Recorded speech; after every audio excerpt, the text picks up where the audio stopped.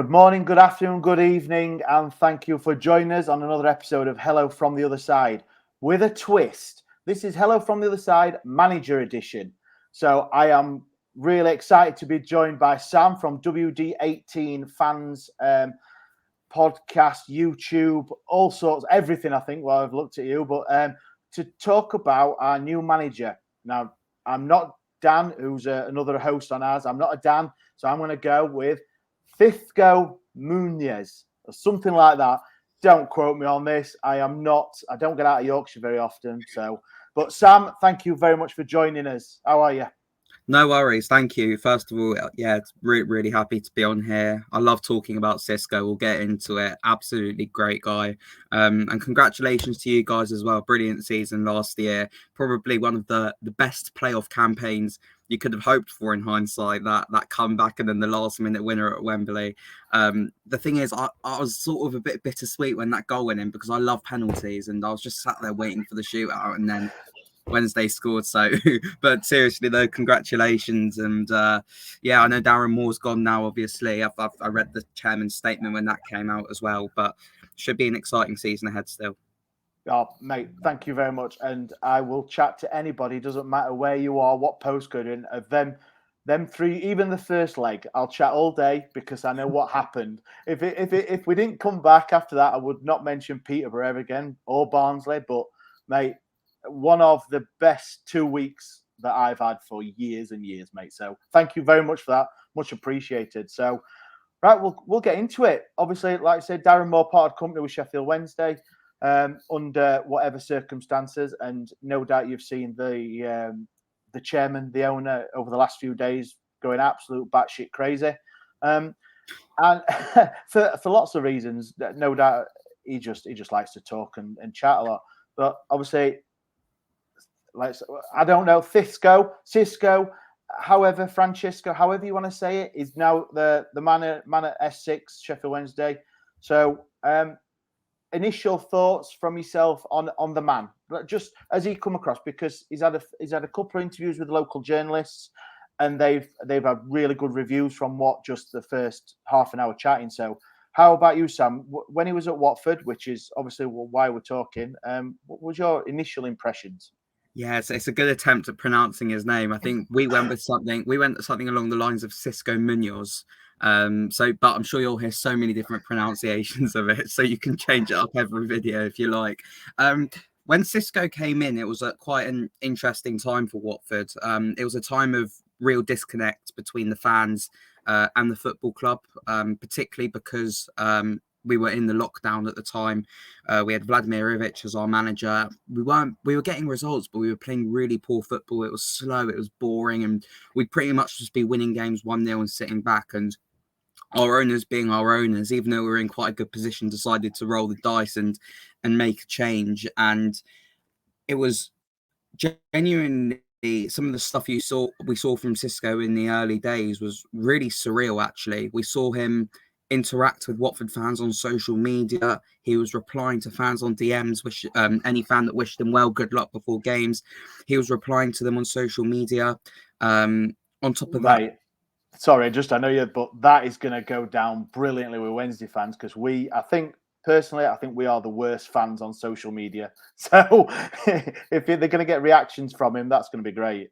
Yeah, of course. And I mean, there were some quite amusing stories, actually, I think there was a situation where we drew 0-0 at Coventry, and there was talks that he was about to lose his job.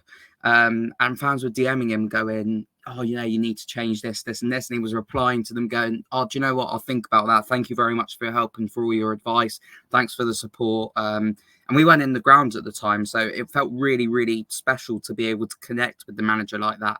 And he just brought the feel-good factor back to Vicarage Road, I think, in that promotion season about 3 years ago now. Start the Premier League season, we started okay, and we decided to roll the dice.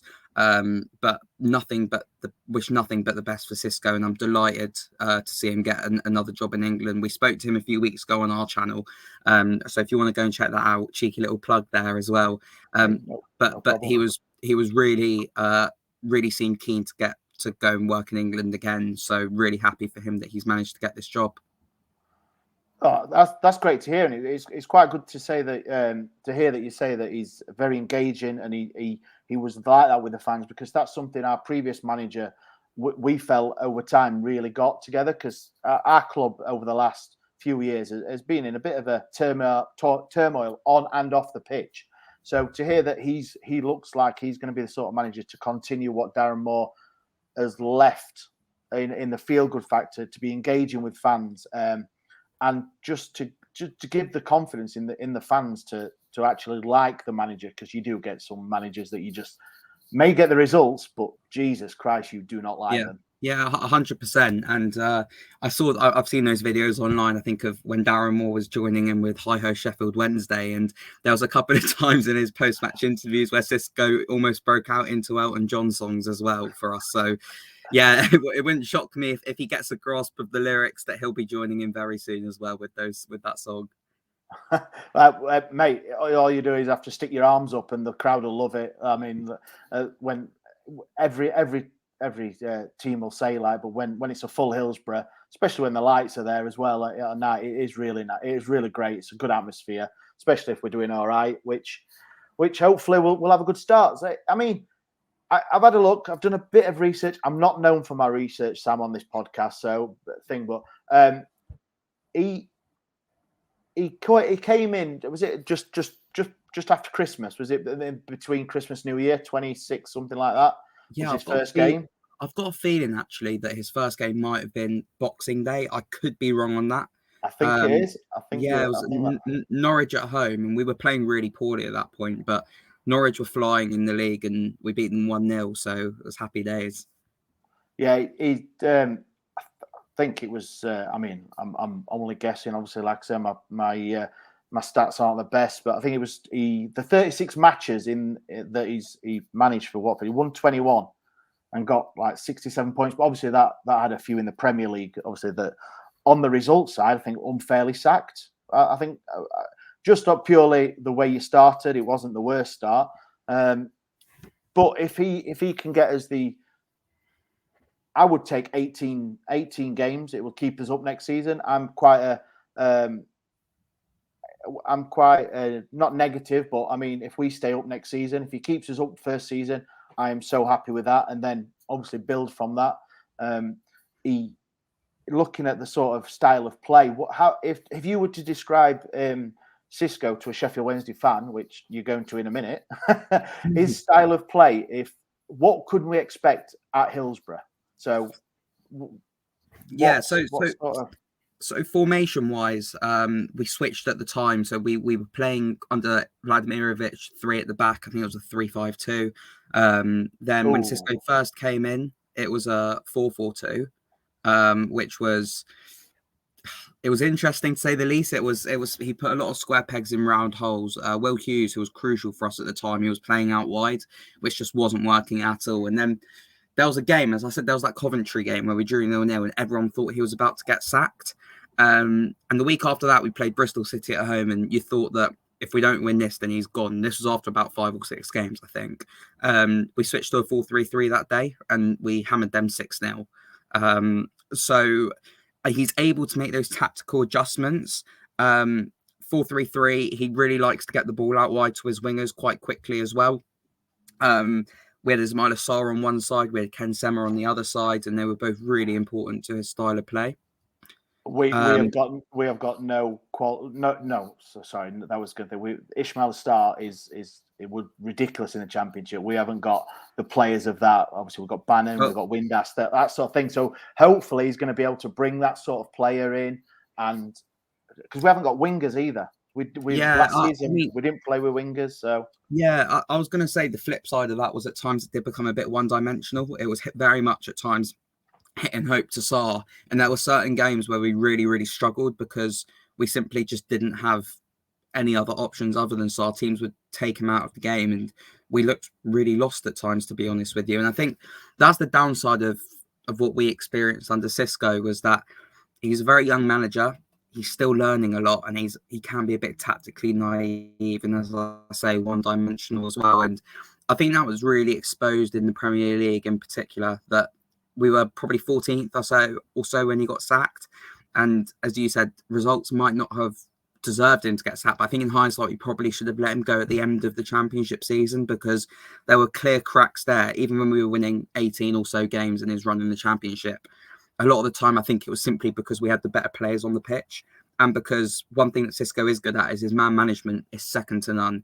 And if you can get players like Ismail Assar, Joao Pedro playing in the championship to a high level and getting them confident, feeling good about themselves, then you are going to beat most teams in the league, regardless of how good you are tactically. And I think the championship has moved on a lot, even in the space of 2 or 3 years. I think it has become a lot more tactical recently, particularly with the teams that are coming down this season as well.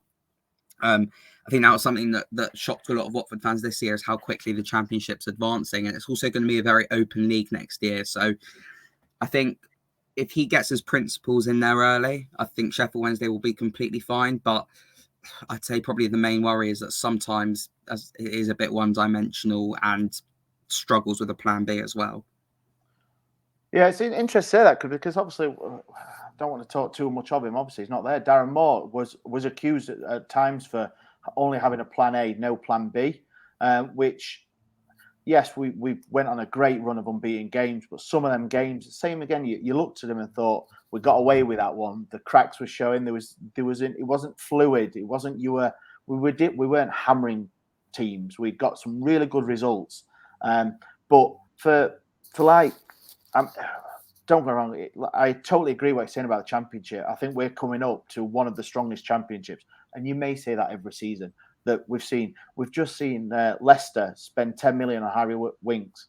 They've just signed who's the centre half as well. They're spending Cody, yeah.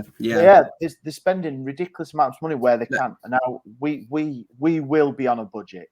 Yeah, and that is a worrying thing for me with Cisco.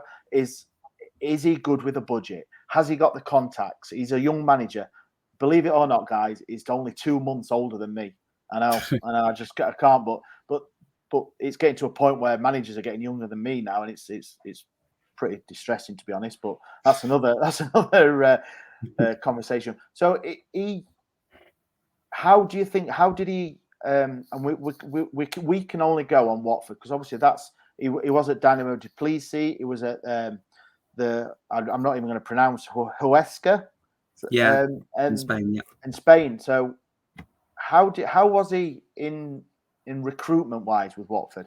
Did you have a lot of money? Forgive me, obviously I don't know Watford's ins and outs, but did you have a lot of money? Did you have a war chest? Did he have? To be honest with you, not a lot of Watford fans know the ins and outs at the moment, because everything is kept a secret from us. Watford is very unique with the way that the manager has very little control over transfers. It's very much that the board will give him players and say, work with this, pretty much. And we did bring in some players. We brought in Moses Sissoko from memory, Peter Atebo, Yuri Kutska, Samir Sankamara. But a lot of these players just really lacked quality, and I think he really struggled because of that. We also lost some key players. Will Hughes left that summer. Etienne Capoue had left in the January window. Troy Deeney left as well quite quickly into Cisco's reign. So it's difficult to say in terms of how Cisco is with recruitment.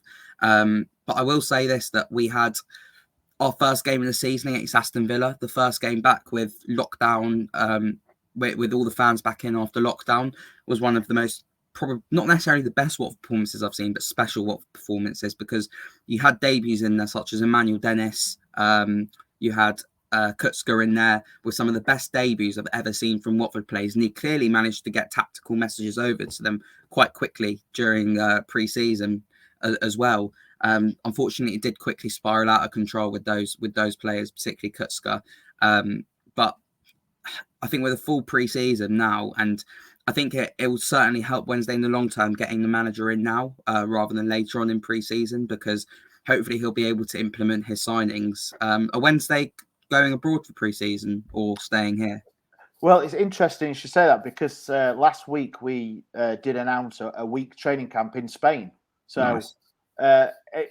It could have been, if if you were looking into things that deep, you could have probably guessed or something. But yeah, we've got our first preseason game on Saturday against York, which obviously he's been brought in for. He's had his first training sessions today, I believe. So it is 2 weeks since Darren Moore left. So we were all getting a bit, it had to be this week because of the preseason. Regardless, whoever we brought in, to start in the championship, which is, like we said, it's going to be hard for us. Monetary wise, budget wise, we're not going to compete. Where last season everyone thought we probably had the first or second top budget in the League One, has gone flipped on its head. We'll probably have one of the worst. So yeah, we're gonna abroad for a week training camp. So hopefully he's got time, and it's going to be interesting to see about the transfers and the way. Obviously, the players you mentioned there, I'm assuming he brought them in from abroad. He didn't. His recruitment team, which is something our chairman and owner has said, that there is a recruitment team that the coach, manager is part of, but not solely. So we are expecting the same sort of thing, where he will be offered, given names, people brought in. But we will be looking at loans. We're hoping that there'll be a couple of Premier League loans that come down. And just it'll be free transfers. Obviously, we don't know the ins and outs of the budget that is being given, but it's not going to be massive. We're not going to be spending millions on a striker or on if he likes wingers. We haven't really got any. We've got one or two at the club. So if he's going to play either 4-2-3-1, which is seen, or 4-3-3, however he's going to do it, he's going to need players. Plus, we've only got about 15 first teamers at the club, so he's going to need at least 8 or 9 bringing in. So it's going to be tough for him. Yeah, I mean, Troy Deeney is a free agent at the moment, and I'm not sure if you saw, he put out a tweet when Cisco got appointed saying, best of luck, great move for both of you. So that could be a little call from Troy trying to get a move to Sheffield Wednesday. So that might be one to keep an eye out for. Maybe probably the twilight of his career, and I'm sure he would command a couple of quid. So it may not be probably a good fit, but if he's going to come and play for Arthur Marsborough and 50p, then yeah, probably we'd be able to afford him. But it's not going to be like that. So obviously we're going to get to know him. He's gonna come. He's gonna do all the press conferences now, up to even on Saturday, or even maybe on Friday for the game, for the friendly. It's going to be interesting. Is there anything? I don't know. This is a bit of a weird question, maybe. But is there anything special about him? Is there going to be anything that we think actually he's going to be, or you saw at his time at Watford, that you think actually this guy gets Watford? Yeah. So because we love that. We love managers that get us. I think some managers that at least I've seen at Watford over the years, there's a very clear distinction between I'm the manager, these are my players, I'll do my thing. You're the fans, just turn up on a Saturday. Cisco is very big on making the fans feel involved. He goes, no, we got 12 men. You lot need to be here every single week making noise. You're part of us. A lot of the time his press conferences, one of the first things he talk about would be the fans being, whether that would be apologising like it was most of the time in the Premier League, or in lockdown saying, I hope the fans enjoyed that back home, that sort of thing. He makes you feel involved as a supporter. And that, that's endearing. That's good to feel as a supporter. You feel involved going on a match. And even when things weren't going incredibly in the Premier League, there was no animosity towards Cisco, I don't think. Even in one of the worst performances I've seen in my lifetime, his last one for us was Leeds away. We lost 1-0. And it was terrible. It was pouring down with rain. I think we hardly had a shot on target that day. And everyone sort of knew that would be the end for Cisco, but there was no animosity towards him at all because of how special he made us feel as fans during a really difficult period of lockdown. And I think that also reflects itself on the players as well. He's very big on, words you'll see him use a lot on social media is team spirit, because he is so big on that. I think it was revealed that the song he'd play before the players walked out every single time was Sweet Caroline, just to get everyone up for things. If you wanna have a laugh, have a look on Twitter and just search up Cisco Munoz Sweet Caroline, and you'll see all the Watford fans talking about it. Because at times when he was tactically inept, people going, you can't just play Sweet Caroline and hope for the best. But he does make you feel special as supporters. He makes the players feel special, and I really hope he does a great job at Wednesday, because it's a great football club with a great fan base. I'd say maybe a sleeping giant in English football as well. And there'd be no better man to take you back up there than him, to be honest. I mean, mate, Sam, that is what I want to hear, and I'm sure anyone listening, that they want that. We had that with the previous manager, and hopefully the players have took that into the next season. Because, like I said, with the playoffs, they're absolutely fantastic. The team spirit, we had the videos in the changing room after, things like that. Captain Barry Bannon talking about Darren Moore and all the team spirit. So I'm really looking forward to that. Yes, we know it doesn't make you win games. It doesn't give you 3 points.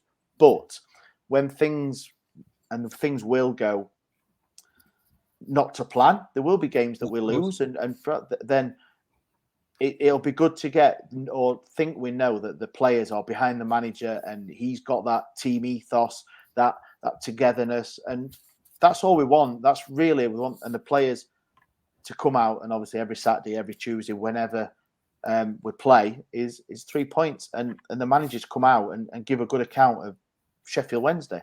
Yeah, exactly that. And as you say, you might not get 3 points every single week, but what I can guarantee is that while the players are playing for him, and while they're behind him at least, every single player there will be giving 110%. And sometimes, as I say, tactically, he can be off. He can be a bit naive, I think, and particularly going defensively, he can be incredibly naive. And I think he really shows his inexperience quite a bit. But while the players are behind him, you'll see every player giving 100%. And as a supporter, for me, that's the minimum that you can ask for. Yeah. I mean, when you say, like, obviously when it doesn't go to plan and he does feel like defensively, does he have any sort of? I know he's been found out about not having plan Bs and things, but does he react negatively to? He's not. From what the 2 minutes that obviously I've seen on social media and things like that, he doesn't seem like the sort of manager that throws people under the bus. And I know managers don't do it a lot these days. They can't. But do you know what I mean? That yes, I mean, we lost to Forest Green. Forest Green won one game and they beat us at home. And it was, and Darren Moore should have laid into everyone, but he didn't. He was very much so. I'm guessing Cisco is going to be the same. He's going to obviously take the loss, but it will all be. He looks a smiley manager, if you can get that from what we've seen. So, is that something that will come across to Sheffield Wednesday fans? 100%. As I say, there's always going to be a link back to supporters. Instead of throwing players under the bus, it'll be, I think, apologising to supporters, making sure supporters are still aware that his team are trying their best, and a case of we'll go again next week. We have to keep the team spirit up, because that's a lot of what Cisco Munoz's team relies on. It's just positive vibes and making sure everyone's happy with everything that's going on. So I don't think you'll really see too many angry press conferences from him. Maybe from your owner, as I saw yesterday, he he went on a 2-minute rant or something like that, and Cisco was sat there like, "What have I got myself into here?" Well, I was just gonna comment on that. Obviously, we've all seen it, and I think half the UK must have laughed at it and seen it. And his poor face. I'm gonna say that his poor face. He was sat there, and his mind must have been going like, "What have I done? What have I done?" Yeah. But there was reportedly there was 4 managers interviewed for the job. Dean Smith was a heavy favourite with some of the Wednesday fans. We even had Duncan Ferguson get second favourite. I mean, that was just ridiculous. Someone had put 50p on at Sky Bet. So he must have interviewed well. And from fans forums and talks with them, being on like a supporters panel with the owner and chairman, I know what he's like. I know how he can rant, but it wasn't the time for him. It was all Cisco's day. It was him to the fans, to the media, to the local journos, everyone like that. It was his time. And I think that just took it off, and you could tell on his face whatever he was thinking. It wasn't. But to be fair to him, his first answer that he got to, he was like, "Don't want to talk about the past. That's gone. We're here for now." And I think he got a lot of people straight on side, which is great. Yeah, that's great.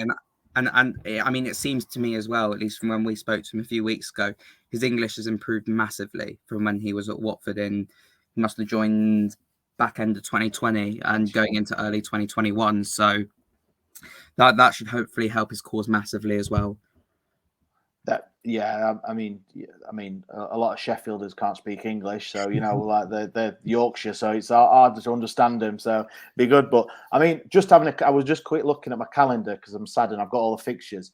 The 21st of October is when we come down to Vicarage Road, so we'll be top of league by then. So it'll be We'll be a close second. it'll be a warm welcome. Is that? Would you expect that then? Obviously, the way you've talked to him, and yeah, I know, Sam, you don't represent all Watford fans. I bet you wish you did, but you don't. But from how you've talked and how you've portrayed Cisco, will he get a warm reception? 100%, without doubt. It does seem every other week that the stadium announcer, before every game, when an old manager comes back, goes, "Welcome back," blah, blah, blah. That does seem to happen every other week nowadays. And sometimes they don't get the best reception back, but Cisco will get an incredible reception, probably on par with, trying to think, because Javi Gracia is held in really high regard by Watford fans, but I don't think he's managed back at Vicarage Road since. I know he had that stint at Leeds, but and that didn't go too well for him. But they often get really good receptions, and Cisco will be no different to that. It'll be good to see him back at Vicarage Road. He was at a few games last season, actually. There were rumours that he was potentially going to come back. Ultimately, he didn't, which I probably think was a good thing. Not because I dislike Cisco, but because his time with us was so good, I wouldn't want to sort of tarnish any sort of memories that I had with him, if that makes sense. Yeah. And yeah, really looking forward to seeing him back at Vicarage Road, although I do hope that he goes home with a defeat. Oh, of course, yeah. I'd say the same if you had Darren Moore coming back to Hillsborough or any other. Believe me, at some point we will. Sam, I appreciate your time. Thank you very much. Just a quick one. Do you just want to give a good plug to obviously to your social media for yourself? And obviously you've got thousands of more followers and listeners than us, but go on, you might as well get a free 2-minute plug in. Oh, cheers. As I say, thank you so much for having me on again. WD18, we set it up in 2017 now. And we're on YouTube, we're on Twitter, Instagram, with a home of all Watford news, match reactions after every game, in-depth analysis. So yeah, make sure to check us out if you do want to have a look at your promotion rivals for next season. And hopefully we'll catch up soon later in the season.